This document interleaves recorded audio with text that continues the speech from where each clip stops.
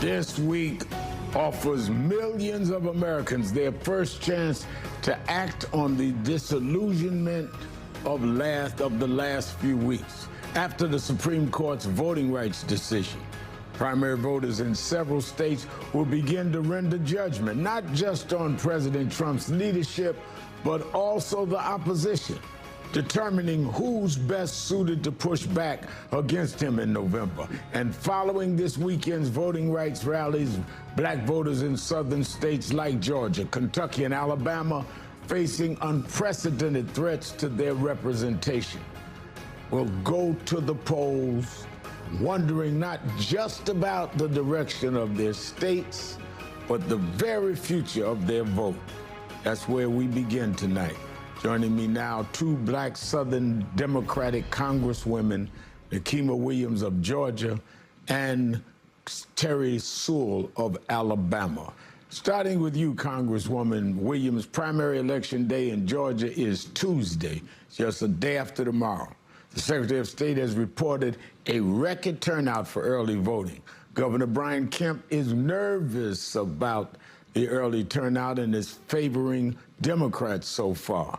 And his call for a special redistricting session next month has people like Keisha Lance Bottoms, who we had on this show yesterday, equally nervous that Georgia is about to become the next southern state to change its maps. What are the stakes Tuesday as you see them, and what races are you watching closely? Reverend Al, you know what? Brian Kemp should be nervous because what we have seen is record turnout from Democrats in Georgia turning out for these local elections.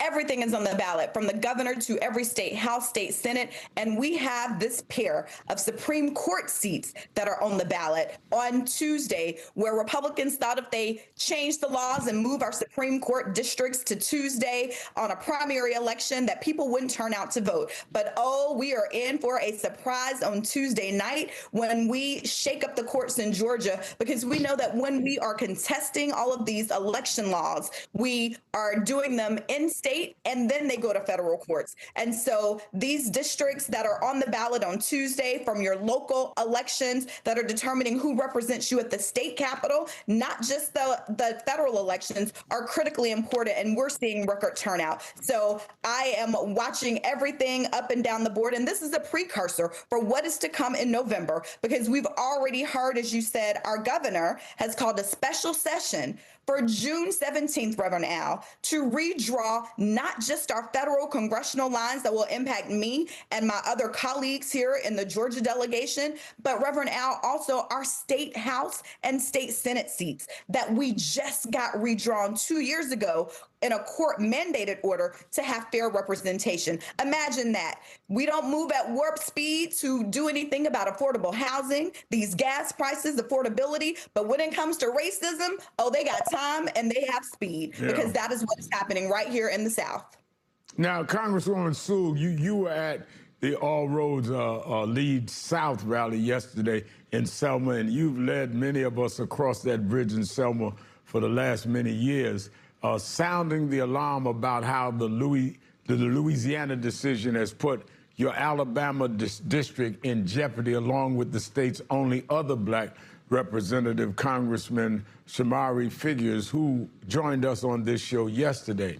He said that you two have been in lockstep as you grapple with what's happening. What's the latest on your situation in Alabama? Well, thanks again, Reverend Al, for having both me and my dear friend Nikema on today. You know, all roads do lead to the South. We saw after the Calais decision that southern states all across this nation rushed to try to redraw their maps. And in Alabama, we had an injunctive order that stopped the state legislature from actually drawing maps in Alabama until 2030. But we know that the Supreme Court vacated that order.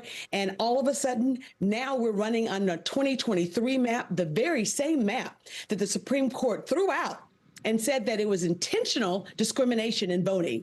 So yes, we are now seeing that partisan politics triumphs over racist maps. And it's simply unacceptable. And, you know, for Shamari and I, we're a package deal. We're not asking for no representation or a little representation. We're asking for fair representation. And Reverend Al, we deserve it. Our population in Alabama is almost 30% African-American. There are 7 seats. And currently we have 2 of those seats, which is 28% representation. And we're not going back. We're not going back without a fight. Now, staying with you, Congresswoman Sewell, and yesterday's rally, I talked to several of our chapters in Alabama that was part of the rally. Ebony Rally, our senior vice president, spoke there. How does the energy you saw get harnessed and grown enough of a mass movement that real pushback against this wave of gerrymandering? And how do you get folks outside the South, outside these districts, to care?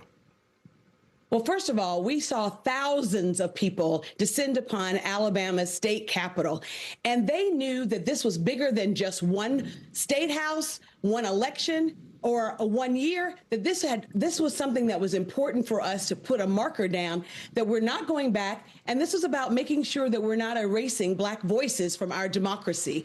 And so people were really fired up, and we want them to harness that energy. Yesterday was not a protest. It was a call to action.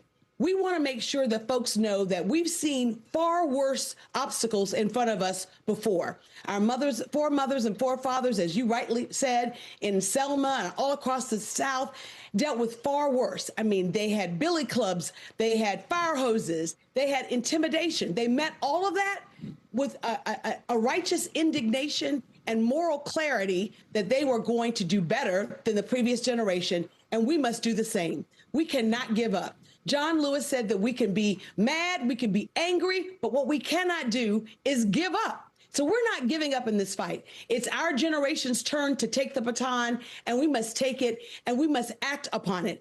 And we must tell folks, you can be mad, you can be angry, but what you cannot be is deterred. We started our day in Selma with faith leaders.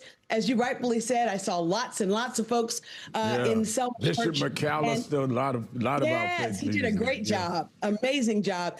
And you know, the Black church has never been a spectator when this country has faced crisis.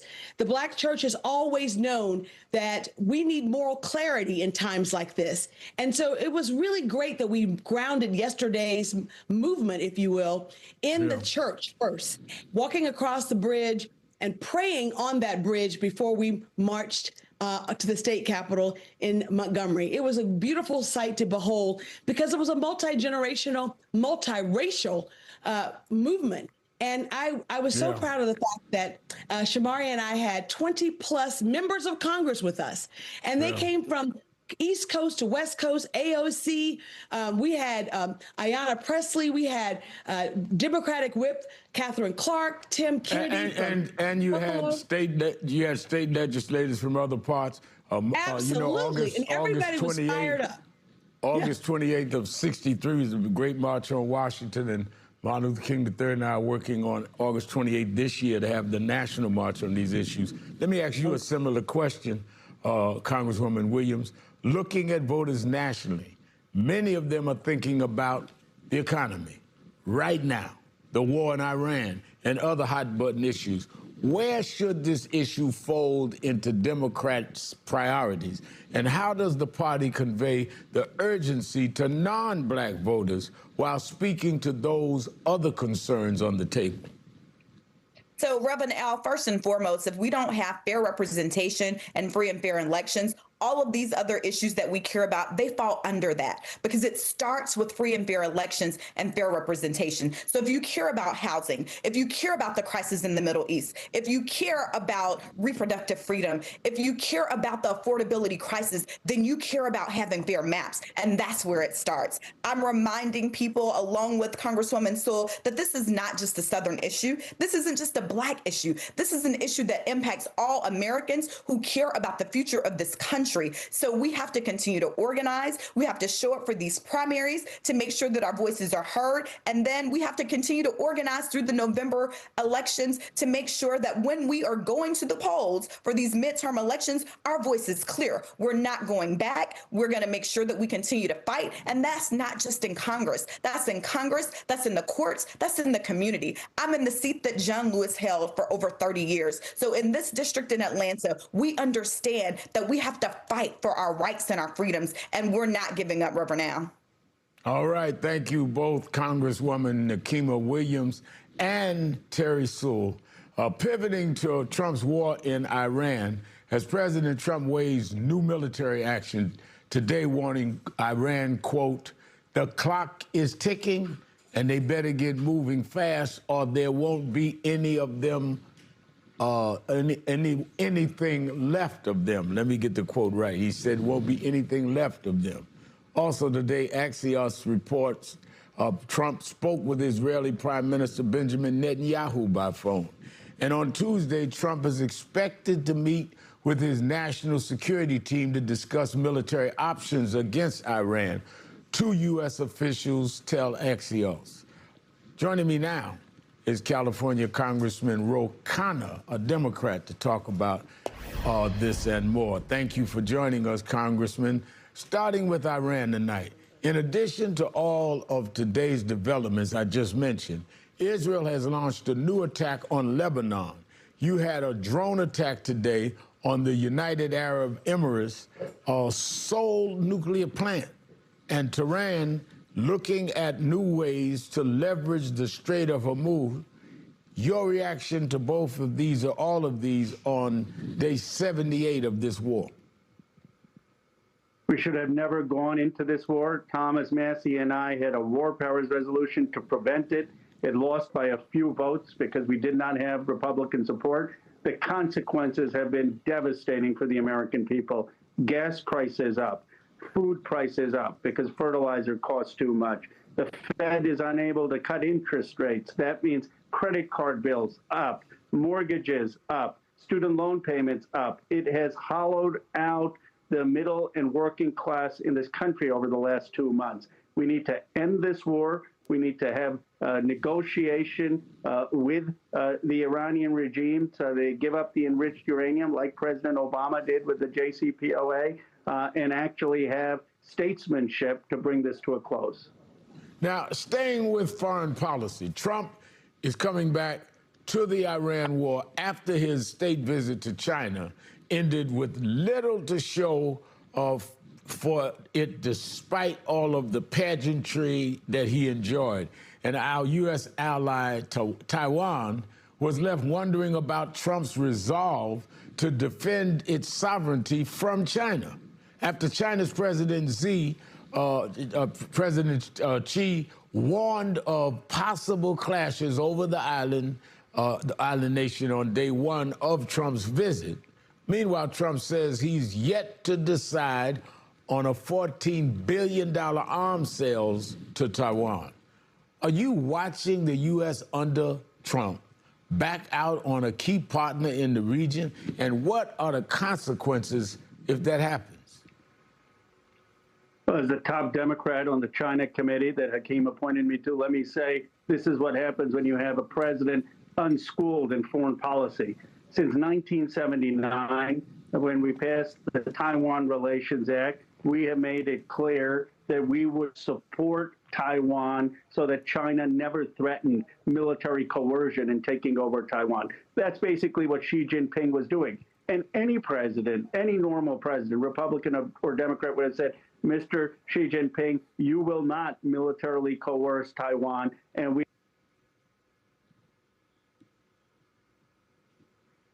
I think we lost. Let's see if we can get that fixed. We will try and fix this and come right back to Congressman Ro Khanna.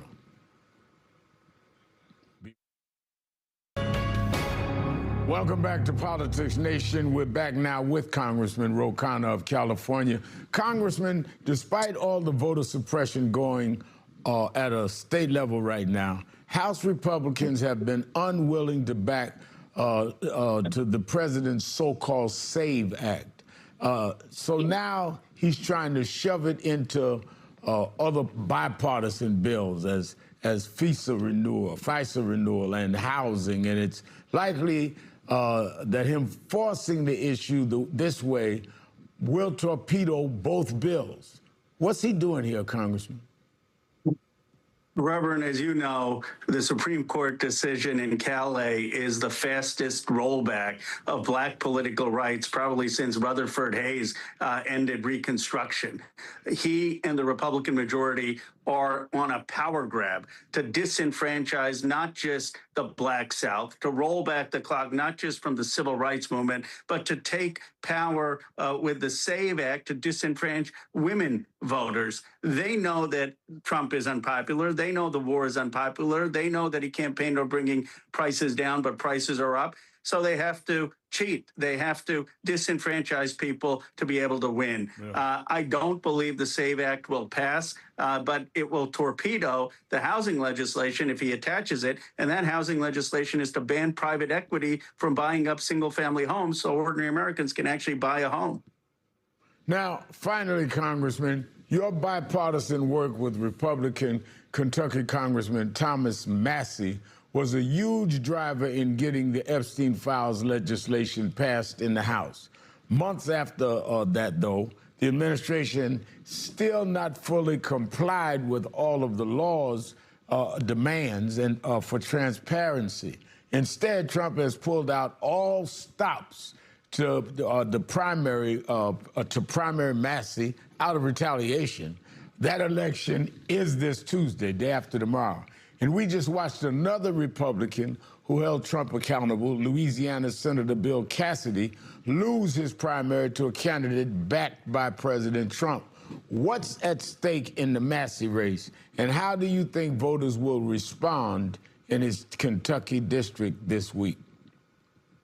I just spoke to Thomas on Friday. It's the biggest generational divide in the Republican Party. He's up by 30 points for Republicans under 45, and he's down by 30 points for Republicans over 50. The reality is what Thomas Massie and I did in passing the Epstein Transparency Act was the biggest blow to Trump with his MAGA base since he came down that escalator, and he knows it. He basically is protecting an Epstein class that abused and raped young girls from working class families. We exposed that Epstein class. We exposed 3 million files. And his own MAGA base is turning on him because of the work Massie and I did on the Epstein files and in stopping the war in Iran. So he has unleashed the entire apparatus of his presidency on Thomas Massie, to the point that he's even threatening Republicans who campaigned with Thomas Massie, like Lauren Boebert or Warren Davidson, to primary them. So what is at stake is independence. What is at stake is, can you stand up to Donald Trump and live politically to tell about it? Thomas Massie is a man of character. I believe he's going to pull it out Tuesday, but it's going to be very, very close. All right, thank you, Congressman Ro Khanna. Moving on to Texas, it has been nearly 30 years since a Democrat was governor in the Lone Star State, but State Representative Gina Hinojosa is trying to change that. And new polling suggests the race may be more competitive than many expected. One April poll from Texas Public Opinion Research put Abbott at 44% and Hinojosa at 38%, a 6-point race, while her campaign says she's showing strength with independents, moderates, Black voters, Latino voters, and young voters. And this week, she also got a national boost, appearing alongside former President Barack Obama and Texas Senate candidate James Tallarico in Austin, Texas. Assigned Democrats see new energy in the Lone Star State. Joining me now is State Rep Gina Hinojosa. Representative Hinojosa. Texas has not elected a Democratic governor in more than 30 years. Why do you believe this year can be different? Well, Reverend Sharpton, all the election results that are happening in Texas right now are telling us this year is different. We are seeing Democrats win all over Texas, where we haven't won in a long, long time, sometimes ever. That's why President Obama was here, because something is happening in Texas. It is what our polls are showing. It is the energy on the ground. And yes, people are ready for change. Greg Abbott has been in office since the year after I graduated from high school. And that is a long, long time. Texans are struggling mightily and they want change. Now, you've been surging as you've crisscrossed the state, talking about issues Texans care about, like calling on Governor Abbott to suspend the gas tax. What are you hearing from your constituents? After 30 years of Greg Abbott, 12 years of Greg Abbott as governor of Texas, Texans are struggling more, not less. We have over 150 school districts that are now at 4 days a week of school, despite the fact that our property taxes have skyrocketed 75% under Greg Abbott. We have the most people who are uninsured, the most children who are uninsured. We have the most people being disconnected from their electricity. That is Greg Abbott's record. He owns it. We have a plan to save Texas schools, to bring down the costs of utilities, and also to ensure every Texas child and rein in the health insurance companies that charge us more and give us less. And you can find more about my plan at ginafortexas.com. Now, Trump's approval rating with Latinos is plummeting. A recent poll by the Pew Research Center showing that support by Latinos who voted for him in 2024 has dropped by 27% in the last 16 months. Now, Governor Abbott has a redistricting plan designed around those voters, staying Republican. As you run to be Texas' first Latina governor, do you sense a backlash coming from Latino voters against the Republican Party? Reverend, you would not be surprised that there is buyer's remorse in a big way in Texas. And yes, even in the Latino community, because people are struggling in this economy. And yes, gas prices are part of the problem. But we know that the Latino vote is essential to winning. Beto got 64% of the Latino vote in 2018, the closest we came to winning statewide. When I get 64% of the Latino vote in 2026, I win, because there are more of us, and that becomes the win number. And yes, Greg Abbott is doing Trump's bidding, and they have already said that after the Supreme Court decision that really weakened Section 2 of the Voting Rights Act, they are coming back to redistrict next session, next year. We know there are national stakes at play here, because Texas will gain 4 to 5 more congressional seats at the end of this decade with the new census. We're less than 4 years from that. At that point, and we're taking congressional seats from the blue states, because Texas is growing faster than the blue states. We take from California, we take from New York. When that happens, if we do not flip by the end of the decade, conventional political wisdom is there cannot be Democratic control of Congress, because Texas becomes too big. And because congressional votes equate to electoral votes, there cannot be Democratic control of the White House. So the fate of the union depends on Texas. They can't pass rigged maps if they have a governor who will veto them. All right. And I know Harris County Commissioner Rodney Ellis very well. He's on our national board, and he says don't underestimate Gina. So, Gina and Ahosa, thank you for being with us.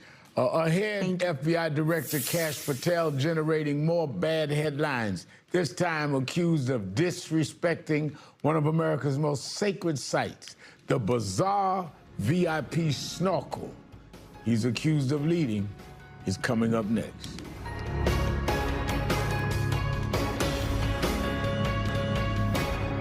Welcome back to Politics Nation on MS Now.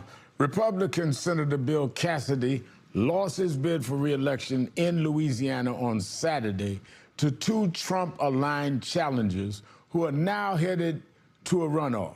Cassidy was one of the 7 Republican senators who voted to remove Trump from office after the January 6th insurrection. During his concession speech, Cassidy took a not-so-subtle jab at President Trump. When you participate in democracy, sometimes it doesn't turn out the way you want it to. But you don't pout, you don't whine, you don't claim the election was stolen. Joining me now is my political panel, Atima Amara, a Democratic strategist, also author of The Instigators, How Black Women Have Been Essential to American Democracy and What We Can Learn from Them. Also joining me is Jeff Timmer, Senior Advisor to the Lincoln Project. Jeff, Louisiana's Senate primary has been the latest test of Trump's hold on the GOP as he recruited a challenger and urged supporters to defeat him over his impeachment vote. Although the defeat was not surprising, Trump was also successful in defeating several Indiana Republicans last month and who resisted his push to redistrict. What do you make of Trump strengthening his iron grip over the Republican Party, even as his popularity plunges with the rest of America? Well, that's the paradox that Republican candidates find themselves in, is Trump is able to exhibit this, as you say, iron grip on the Republican voters in primaries, but that does not translate into general election success in competitive states and districts. But Bill Cassidy is a shining example of the old cliched Faustian bargain. He acted with integrity. He upheld his constitutional oath in 2021. He voted for the conviction after the impeachment of Donald Trump following January 6th and Trump's attempt to overthrow a free and fair election and seize power when he had lost the election. But Cassidy couldn't stand on his integrity and backbone that he exhibited back in 2021. He decided being a senator was more important, and he voted with Trump, tried to sweep aside his impeachment conviction and suck back up to Trump. And when you make a deal with the devil, it ends this way every single time. Now, Atima, there's only 2 Republican senators left on the Hill who also voted to convict Trump in 2021. They are Susan Collins, who faces a tough reelection in Maine, and Lisa Murkowski in Alaska, who isn't running this year, but the other Senate spat in that state is in play. Could Republicans' blind loyalty to Trump present Democrats with an option to win back the Senate this year? I think if there was going to be a year that was finally going to take out Senator Susan Collins, it would definitely be this year. There's just been a number of things that she's gone along with Trump on in order to save her own skin. And I do think that a Democratic candidate this year is better poised to sort of strike, especially with all of the things happening right now with tariffs, the war, the cost of living and gas and everything rising as a result of that, to actually win this election and potentially gain a seat in the Senate that we'll need. Jeff, Trump returned from his summit in China to be met with another scandal circulating his FBI director, Kash Patel, who's facing controversy over a resurfaced snorkeling excursion that apparently used Navy SEALs and military boats to escort Patel and 9 others on what a Pentagon email called a VIP snorkel next to one of the military's most sacred sites, the underwater tomb of the USS Arizona and Pearl Harbor. The FBI has responded to the story saying that, quote, it was a historical tour to honor heroes who died, not a party. New reporting details that in his travels on FBI private aircraft, Patel has made time for side trips, including to VIP suites for events, leisure activities, or nights out with his girlfriend. And the FBI has declined to say who's paid for one of those outings. Jeff, Patel's tenure so far has been plagued with drama and controversy. In April, Politico reported that his firing could be imminent. Where does Patel stand with Trump now? Well, it really does look like Patel has used up his 9 lives. He's been a constant embarrassment to Trump, and it takes a lot to embarrass Donald Trump, as we can tell. But Kash Patel, with this latest frat boy trip that he wanted to take, desecrating a memorial site like this for his own personal enjoyment is like, I don't know, organizing a cornhole tournament on the graves at Arlington National Cemetery. And that's the kind of thing when veterans, when military organizations, when Trump starts to lose something with them, he's going to react and he's going to get rid of Kash Patel, and he's going to bring in another lick-spittle toady just like Kash Patel, who will do his bidding and protect Donald Trump and punish his enemies. Atima, before I let you go, let's turn to redistricting. Your new book, The Instigators, How Black Women Have Been Essential to American Democracy and What We Can Learn from Them, highlights the political power and influence of black women in America. Black women in the South are facing an orchestrated campaign to limit their representation following this landmark Supreme Court decision in Louisiana earlier this month. Black women have enjoyed record numbers in Congress, in part due to the Voting Rights Act.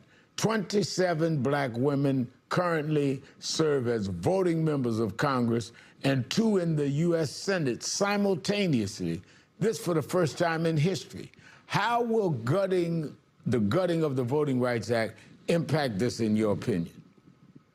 The gutting of the Voting Rights Act, it's very clear that it was the first time in the U.S. that we had a multiracial democracy. We were able to gain all of these seats, Black women and Black people overall, as well as other people of color, because of the Voting Rights Act.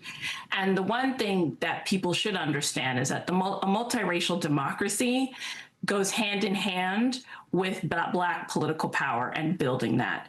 And you see that. And one of the things I highlight in my book, The Instigators, is that not only is Black political power beneficial to Black communities who have been long ignored and marginalized in the political process, but Black political power, especially Black women elected to public office, are more likely to pass policies that expand the social safety net, add investment and in infrastructure in communities that have been ignored, as well as healthcare and protecting voting rights and repro rights. We've seen that here in the state I live in the Commonwealth of Virginia, where in the last 7 years we've repealed death penalty, legalized marijuana, created a historic statewide Voting Rights Act to improve Black and brown political power as voters and elected officials, and that's resulted in the election of somebody like Governor Abigail Spanberger.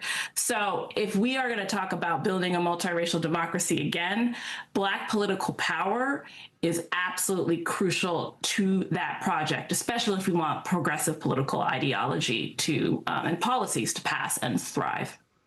All right, Atima O'Mara and Jeff Timmer, thank you both for being with us. Coming up, Kentucky Governor Andy Beshear. We'll be right back.